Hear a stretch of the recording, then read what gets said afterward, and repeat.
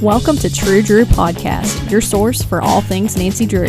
I'm your host, Avery, and on this podcast, we'll discuss everything from the Nancy Drew books, to computer games, to movie adaptations, and TV shows. Nothing is off the table. So if you're a True Drew, you'll definitely want to tune in for this podcast. Hey guys, and welcome back to another episode of True Drew Podcast. I'm gonna be real for a second. Today was a really bad day. It was just bad.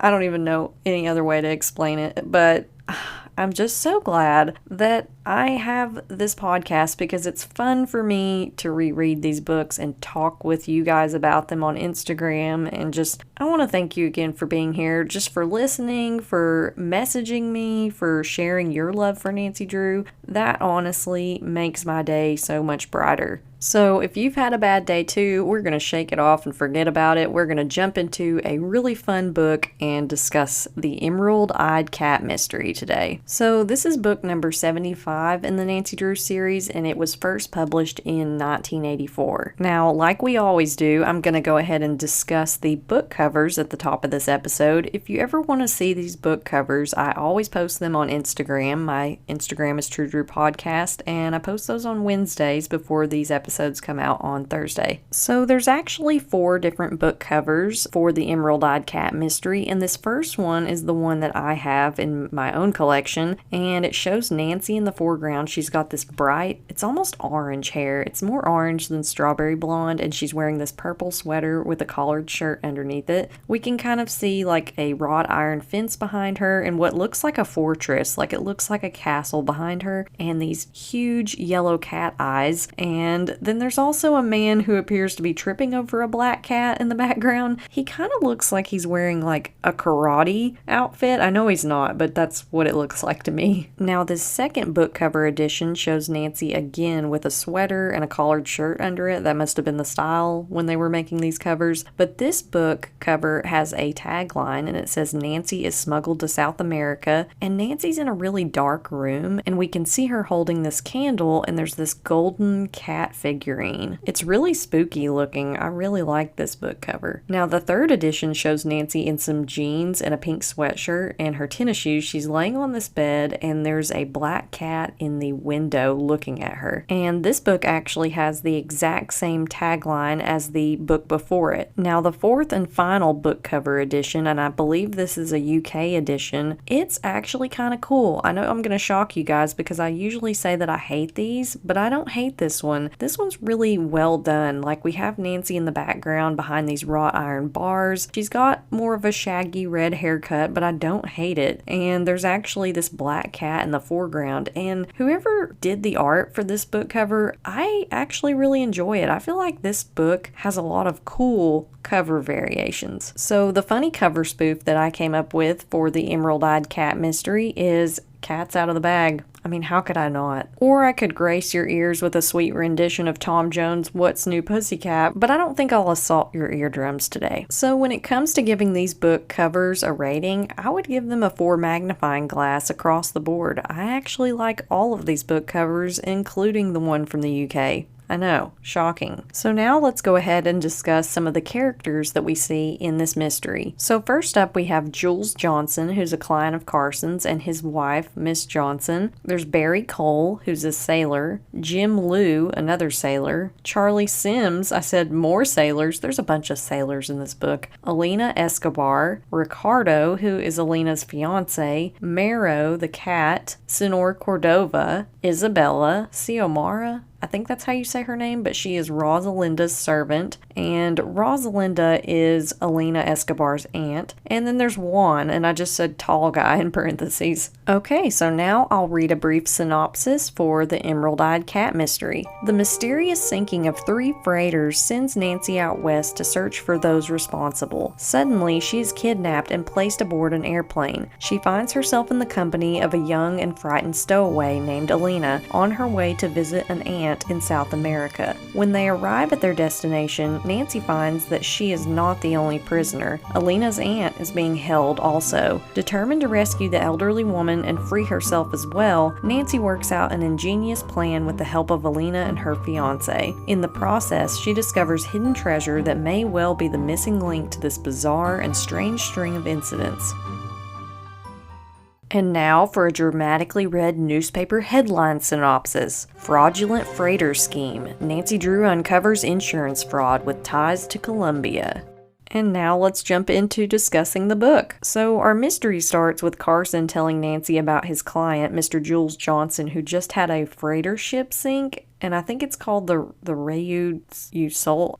I don't know how to say this. I don't know how to pronounce this boat's name, but it's not really important. But a small fortune worth of textiles was on board when it sank. Also, I'm going to be real transparent with you guys. I am having trouble talking today. I don't know what it is. I think it's because I've talked literally all day. So bear that in mind. Anyways, Mr. Johnson received insurance money to cover the loss of the ship, and they went to the Caribbean on a trip where they happened to be talking to a crewman on a boat called the Fiesta. And this crew member made the comment that they saw the Rayo del Sol, or whatever this boat's called, near Cartagena, Colombia before it sank, which is kind of odd because the ship was not supposed to be anywhere near there. So now Mr. Johnson is suspicious of the circumstances. So Carson says he did some digging and a few other ships also sank in the same area and were also not supposed to be there. Now, I don't know if your brain works the same way that mine did, but when I started reading this, I thought, oh, we're going to get some Bermuda Triangle type stuff. I didn't even know where the Bermuda Triangle was.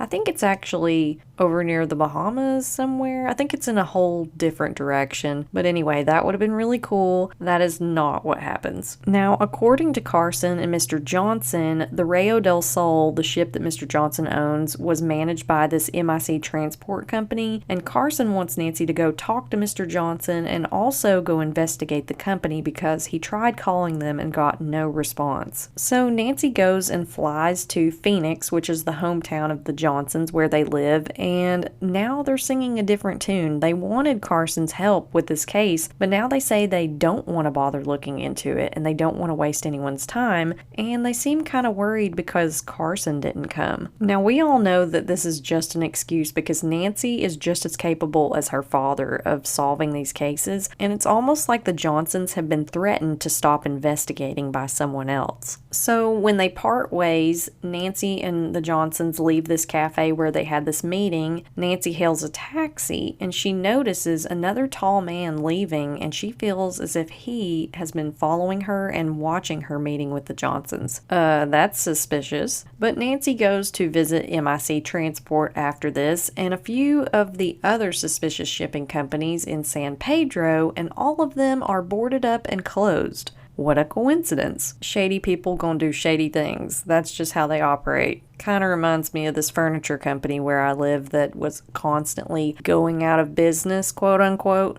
Yeah, they weren't. False advertising. So next, Nancy goes to talk to the crew of the Fiesta, the ship that was mentioned earlier, and a man named Barry Cole says he talked to a crew member of the Rayo del Sol who said it was odd because there was hardly any cargo on board. And Nancy and Barry end up sharing a taxi to go to the airport, but before they get to where they hail one, they cut through an abandoned warehouse. And I'm just gonna say, like, this is a horrible idea. Like, please don't cut through an abandoned warehouse. Like, if you can go anywhere but an abandoned warehouse, I suggest that you do it. It's just not a good idea. I mean, also, who does that with a guy that they've just met? Like, no. Bad, Nancy. Bad idea. So anyways, they're cutting through this abandoned warehouse, and Nancy sees this tall, dark man, the same one she saw earlier outside the cafe with the Johnsons, and she and Barry take off running, and they almost have a bunch of crates fall on top of them. So Nancy fortunately gets herself out of that predicament, but after this she talks to an employee agency on the docks in San Pedro, and they can't really help her much, but a man named Charlie Sim overhears, and he gives Nancy a business card for some guy named Jim Liu, who was is also on board the fated freighter that sank, the Rayo del Sol. So he has given up the sea apparently and now owns a Chinese restaurant in San Francisco. Honestly, that seems like a worthwhile endeavor. I love a good Chinese restaurant. Also, probably much safer than being on the ocean all the time. So Nancy goes back to the airport and she sees the tall man from the warehouse and from outside the cafe again. He's obviously stalking her, and he gets mad up at the airline counter and walks out. So Nancy goes up to talk to the lady at the ticket counter, and she finds out that the 5 o'clock San Francisco flight is full, and she kind of starts to wonder, like, was this guy following me? Was he going to book a flight to San Francisco also? So Nancy books the 8 o'clock flight instead. So Nancy finally arrives in San Francisco, and it's Chinese New Year, and she goes to Jim Lou's restaurant, and he makes her a meal, gives her this aromatic jasmine tea, and then he starts talking to her in a very soothing tone, almost as if he's hypnotizing her. And he tells Nancy there was cargo on the Rayo del Sol and she will go home to River Heights. If I was Nancy, I would be like, whoa, hold up. Like, I ordered the Peking duck. I did not order a side of subliminal sabotage, okay? So Nancy leaves the restaurant and she's kind of in a fog and she's confused, and she sees the tall man from earlier again, and then it's like her brain just registers danger. Because just before this, Nancy was like, oh yeah, I think I'll go home and I'll go talk to Bess and George, and she's just like completely forgotten about the mystery at hand, so it's like she snaps out of it. So Nancy goes to stay at a hotel for the night, and the next day she goes back to the airport, and a man tells her that she has a phone call and directs her to a closed door. And when this happened, I was like, Nancy, don't do it. Don't go through that door. But of course, Nancy goes through the door and she gets clobbered over the head by someone. And when she comes to later, all she knows is she's blindfolded, gagged, and tied up, and she thinks she's on an airplane. This is an absolute nightmare. Now, all of a sudden, this woman ungags and unblindfolds Nancy. She comes out of all the crates and luggage. It's like they're in the holding area underneath the plane, and she tells Nancy her name is Alina Escobar, and she was attending university in Phoenix and is upset because her Aunt Rosalinda has been acting strange. Now, I know Nancy's gonna help this woman, like, that's what she does. She solves mysteries for people. But I would be really tempted to be like, lady, read the cargo area of this plane. Like, you have problems. I have much, much bigger problems right now. Like, I'm tied up in this plane. You're not. So what's going on? I would be tempted to not trust this lady, and Nancy actually isn't sure if she can trust Alina either. She's kind of like suspicious of her, and for very good reason. But Alina continues telling her this story. She says her aunt raised her after her parents died, and it's odd that she now wants nothing to do with Alina or her fiance Ricardo. And Alina says this is her family's plane, and she snuck on board to get answers, whatever that means. Now, about this time, after Alina has finished trauma dumping all over Nancy, Alina hears a noise and says she has to hide. So Nancy quickly puts her gag and blindfold back on, and a man comes up to her and speaks to her in Spanish, which of course Nancy can understand. And I think he says something basically like, Nancy Drew, are you awake, or something, but she pretends to be asleep and then he leaves. And as the plane is later landing, Alina tells Nancy that hopefully she and Ricardo can later help her. The audacity of this woman, it's like, Nancy was kidnapped and held hostage on your family's plane. I think you owe her help right now, like right this very second. But it's like, okay, well fine, you just go your way and I'll go mine, I guess. So after this, Nancy hides from the men in the front of the plane, and then as soon as the plane touches down on the runway, she jumps out of a hatch and she like tucks and rolls, and then she's just sprinting down the runway and into some woods, but not before seeing the same tall man who's been following her this entire time. So as Nancy's running in the woods, she unfortunately trips, falls, and she knocks herself out again. I've said it once and I'll say it again, Nancy needs a brain scan. Now, when Nancy finally wakes up, she finds herself in a locked room with a black, emerald-eyed cat who just stares and meows at her, and some food and a change of clothes. So she looks out the window and she sees that she's in a house on a cliff. This would be so scary. I mean, being kidnapped in the first place, being followed by these people, and then just ending up having to jump out of a plane, then you're like found locked in a house, like you don't know where you are. The only thing that Nancy really knows based on the conversation that she had with Alina is that the plane is going towards Colombia. So Nancy's in a whole other country with no one to help her. So Nancy takes this time to eat the food that's been left for her, which I would be super sketched out about it. I don't think I would eat it because I would think that it was poisoned. But anyways, Nancy has herself a snack. She goes to shower and she changes into the clothes that were left for her. And then when she comes back, she realizes that the cat that was staring at her is gone. So Nancy tries the door to the room again, and this time it's unlocked, and she sees a shadow, but it's just the black cat, so she follows it. And she finds a wrought iron gate leading to the rest of the house, wherever she is,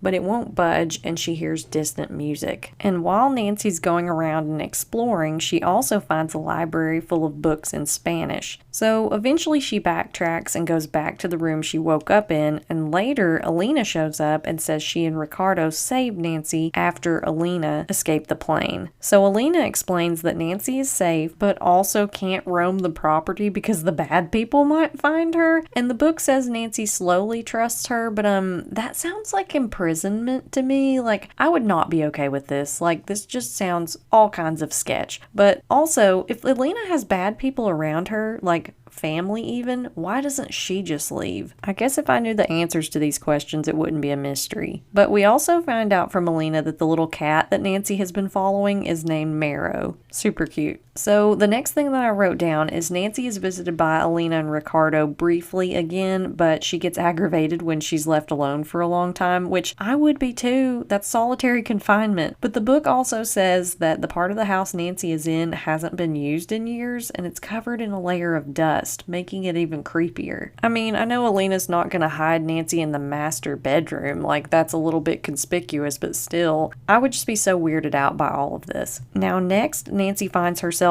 in the rest of the house via a bookcase secret passageway. Love a good secret passage. And she starts trying doors and finds an older woman who can only be Rosalinda Del Luz, Alina's aunt. And she mistakes Nancy for her sister, someone named Mariposa, and she starts saying Alina has abandoned her, she's having nightmares, and she's asking Nancy to make sure that the emerald-eyed cat stays safe before she falls back asleep. So Nancy looks around the room and she sees a picture of Rosalinda and Mariposa, whom Nancy really does say that she looks like her, and a portrait of a glass case with treasures inside it, including an emerald-eyed cat. Now, at this point in the mystery, Nancy's starving. She hasn't had anything to eat in a while, so she helps herself to breakfast down in the kitchen in the house, and she has to hide when she hears voices of someone named Senor Cordova and Isabella approaching. And these people are talking about others being held at Mesa del Oro, and Nancy hides behind a tapestry, and it's when she does this that she accidentally hits a switch and falls into another room that just so happens to have the treasures that she saw painted in the portrait. So the glass case with the emerald-eyed cat and all these different treasures. Now, when Nancy eventually gets back out of that room, she runs face to face with Senor Cordova, who Nancy feels very uneasy around. Okay, this is so bizarre because it's like Nancy's in this house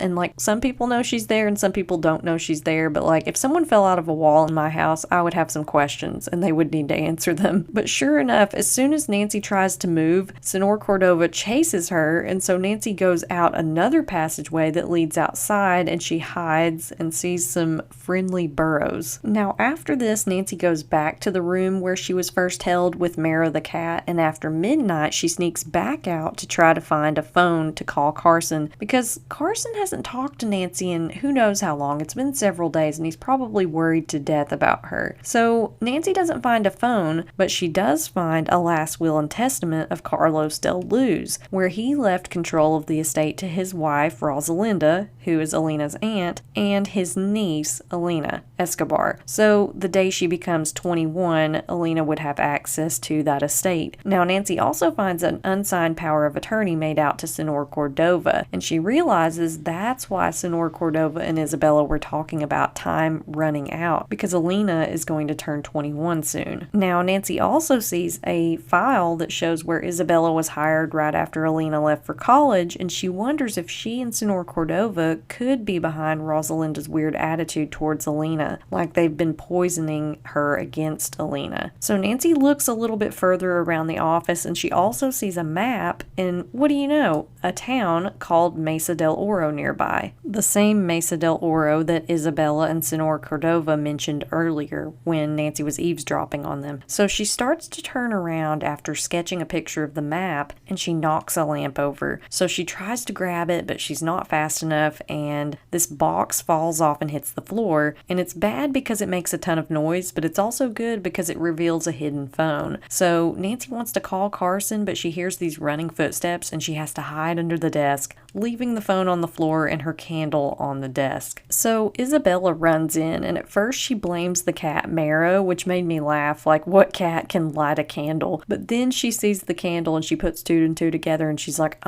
someone's in here. So she knows Nancy's in there. So she looks under the desk and finds Nancy, and Nancy tries to tell her she's been kidnapped, and this woman has like no empathy, and she yells for Senor Cordova. So she tries to hit Nancy, and then Nancy knocks her over and takes off into the house. Now, Nancy does escape, and she finds a rope lead, and she enlists the help of one of the friendly burros. And so she loops the rope over this burro's neck, and the other burros surround Nancy, and the book says she can hear people searching the grounds for her as she's trying to get away. Ugh. If this was an Airbnb rental or experience, it would be no stars. No stars at all. Now, there's a very close call where Nancy sees a car and she has to hide in the woods, and she hears Senor Cordova and someone else looking for her, but they move off eventually. So Nancy gets up on the burro and rides the burro into town, and it leads her to Mesa del Oro. Apparently these burros must make regular pit stops in this town because they know exactly where they're going. But Nancy sees a deserted looking house and a guard on the porch, and she's absolutely sure that Alina and Ricardo must be inside. So she decides to create a distraction by setting another abandoned house nearby on fire, and when the guard notices, Nancy sneaks in. And Nancy sees Alina and Ricardo tied up, so she unties them and ungags them, and when she hears the guard coming back, she grabs a frying pan and hits him over the head with it. So Ricardo ties the guard up, and Nancy explains everything that's happened since she last saw them, and Alina says that the burro that helped her is hers, and its name is Rosa Blanca. Now, another guard shows up, and Nancy and Alina trick him by pretending to be tied up, while Ricardo then hits him with the frying pan and ties him up. They're being pretty violent, but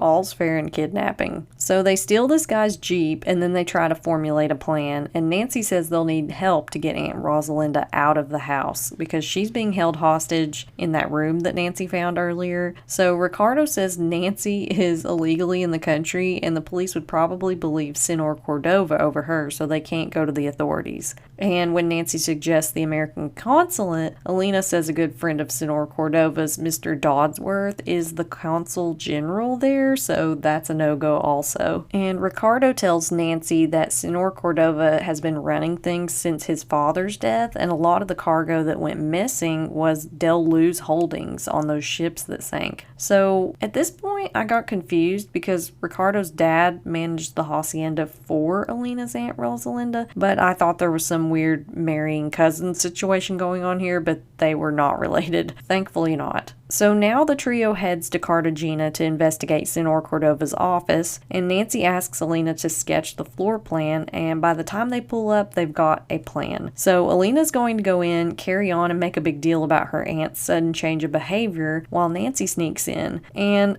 I did think Nancy made a weird comment in this part of the book. She says, it doesn't seem possible that Cordova would be involved in something like insurance fraud if he owns such a splendid estate. And I was like, what? It sounds exactly like that's what he could be involved in. Like, just because you own a nice house doesn't mean you don't do bad things. That logic doesn't track. So anyways, Alina goes in screaming and crying, and Nancy takes this chance to sneak into Cordova's office, and she finds the files with proof of insurance fraud and the sunken freighters. And about this time, she hears footsteps and notices that she can't hear Alina anymore. So Nancy has to hide, and she goes into a closet and she hears Senor Cordova come in, and he calls Isabella and Mr. Dodsworth and warns them about Nancy. So he knows that she, Alina, and Ricardo are in the area. So Nancy has to wait inside the closet until he leaves, and then she sneaks out and reunites with Alina on the street. And as they're going to find Ricardo, Nancy pulls Alina into an alley because she sees the tall man who has been following her and abducted her in the first place. So Alina recognizes him because he works for her aunt, and he calls out to them and says he wants to tell them something, but Nancy's like, no,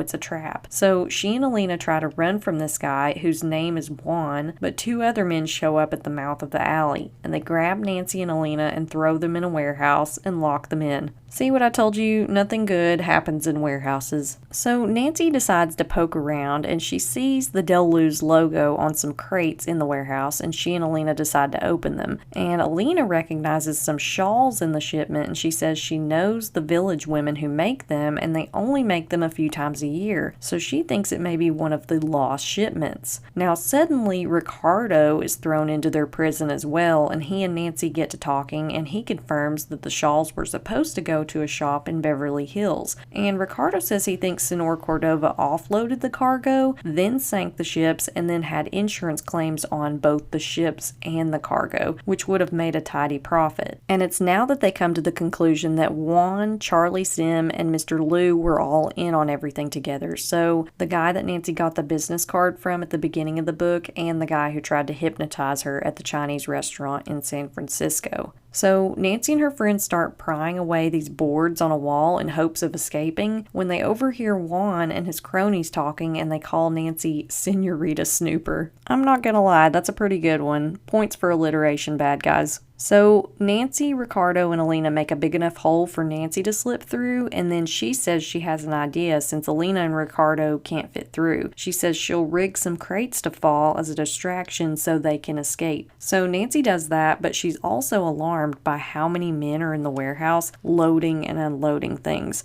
So when the crates fall and the men come running, Nancy almost gets away, but a man in a gray suit stops and asks what she's doing. Now this part was just silly to me, but Nancy tells him that her dog got in the warehouse, and she throws a screwdriver she found on the floor to simulate the dog running away, because something metallic hitting the floor sounds exactly like a dog running away. But anyway, she says, look, he's over there. And then when the man turns around, she makes a run for it. So after this, Nancy meets up with Ricardo and Alina outside, but a man is watching their Jeep. So Alina has to distract him, and Nancy and Ricardo jump in and take off and then pick her up further down the block. Now finally, Nancy gets to talk to her dad, who has been sick with worry because it's been days since he's talked to her. So Carson tells Nancy to go to a hotel called Triton, and Jules Johnson knows the manager there. His name is George Ronaldo, and he will help Nancy out. So Nancy, Alina, and Ricardo get to the hotel, and Nancy asks a clerk at the desk to speak to George, but then she overhears the man whispering to someone and hears Dodsworth, and she knows they're in trouble. They're not safe there because that's someone that's friends with Senor Cordova, so they run. So the group drives on, and Ricardo says they can get back into the house to save Aunt Rosalinda by going through a cave system that he and Alina used to play in as kids. So as they're parking the Jeep, shots ring out, and they dash for the cave. Luckily, they don't get hurt. So they go into the cave and they find these candles that Alina and Ricardo hid as kids years ago, and Nancy lights them with some matches. And when they finally get to Rosalinda's room, she's gone and someone's coming. So the three of them have to hide under the bed, and then they overhear Isabella saying that Rosalinda didn't want to sign the paper and she wouldn't take her pills. So after Isabella and Senor Cordova leave, they come out of hiding, Nancy, Alina, and Ricardo, and Isabella had apparently mentioned that Rosalinda asked about seeing someone named Xiomara, a servant of hers, who lives in the east wing of the house. And Alina's like, oh, I know where that is, so she leads the way, and when they get to the room where Nancy saw the treasures and the emerald-eyed cat statue, they find Rosalinda laying on the floor unconscious, holding it in her arms. So Ricardo picks Rosalinda up, and Alina picks up the cat figurine, and Nancy devises a plan with them so they can distract the guards and get Aunt Rosalinda out and get to the plane's landing strip.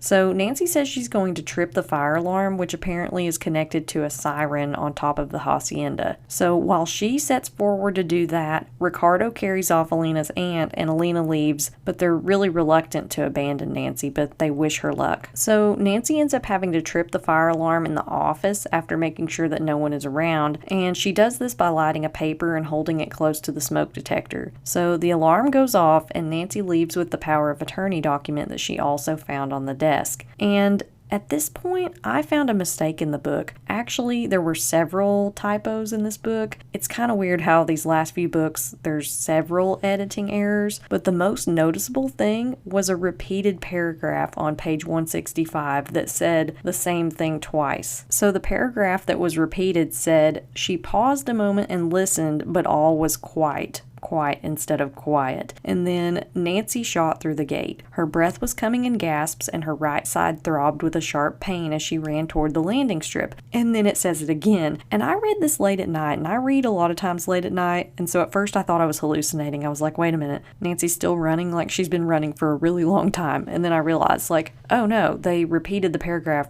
twice. That's not good. So anyways, Nancy finally does make it to the plane with Marrow the cat. Thankfully, he was safe too, and then they fly the plane to the Caribbean so Nancy can contact her father to make sure they can get clearance to fly into Phoenix, Arizona. And Carson gets it. This is crazy. Like, what kind of connections does this man have? Because he's like, oh yeah, my daughter was illegally in Colombia and she needs to make an emergency landing in Phoenix, and the American government is just like, sure. What can't Carson Drew do? So Nancy is reunited with her father. Ricardo and Alina invite them back to Colombia for their wedding, and Rosalinda is okay. Cordova is arrested, and he had been drilling for oil on the Sonora's land, like as if all that other stuff wasn't bad enough. But now, Alina and her family are even better off than they were before. The end. Now let's go on to the segment that I like to call What's Cookin'. So in this book, we saw mentionings of tacos, hot chocolate, pan-fried shrimp,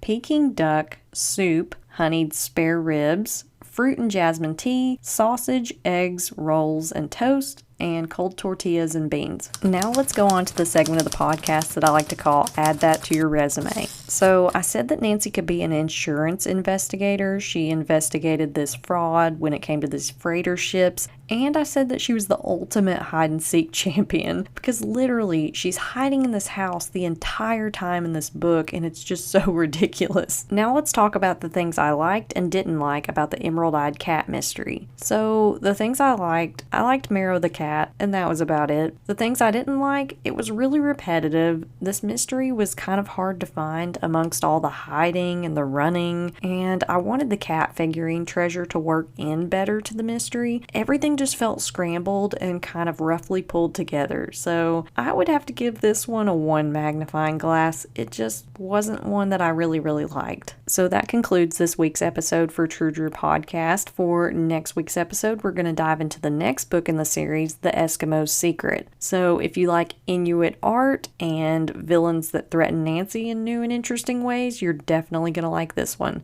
Until next time. Thank you for listening to this episode of True Drew Podcast. Can't get enough of the podcast? Then check out my subscription series, True Drew Files, available on Apple and Spotify. For Nancy Drew books and merchandise, you can check out my website, www.truedrewpodcast.com. For business inquiries, you can contact me at truedrewpodcast@gmail.com, or you can connect with me on Instagram at True Drew Podcast.